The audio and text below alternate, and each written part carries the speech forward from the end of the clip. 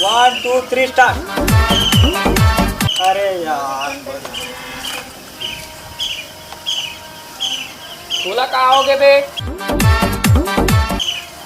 अरे गुरु देखा था जहाँ गर्मी वहाँ बर्फ के गोला खड़े हैं। एक धर मोबाइल बाहर तो नहीं बना।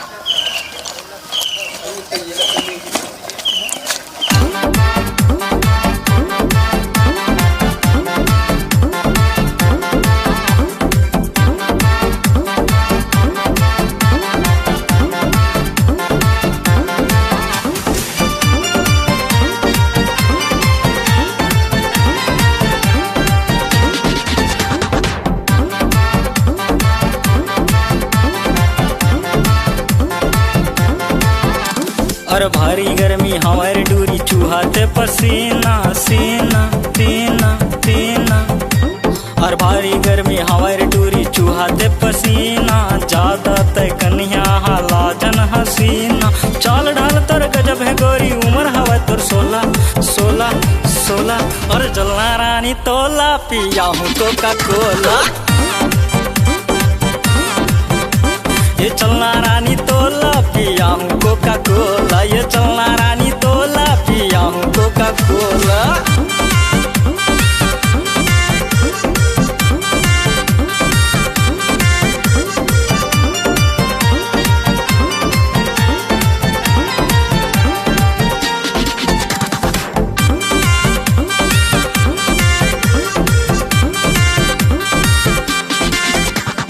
मई जून महीना गोरी गर्मी है तेज वो।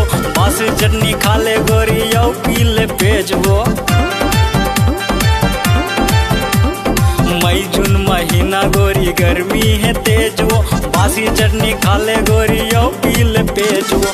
नहीं माढ़ी गर्मी तो बता बेता मोला मोला मोला मोला मोला मोला। ये चलना रानी तोला पिया हूँ कोका कोला।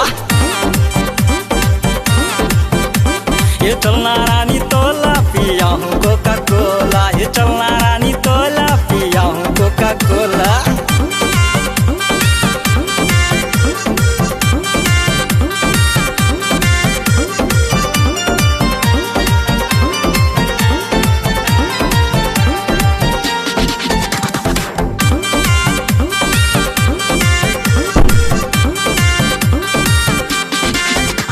और ठंडा ठंडा कूल कूल पिल्ले कोका कोला।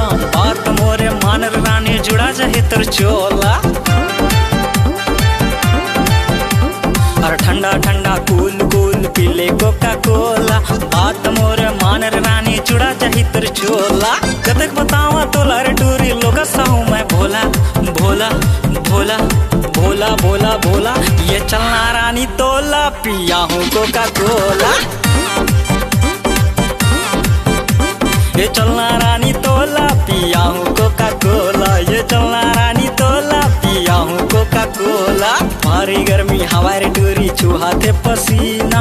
ज्यादा तय कन्या लाजन हसीना। चाल डाल तोर गजब है गोरी उम्र हवा तोर 16 16 16। ये चलना रानी तोला पिया दा कोका कोला। ये चलना रानी तोला पिया दा कोका कोला। चलना रानी तोला पिया दा कोका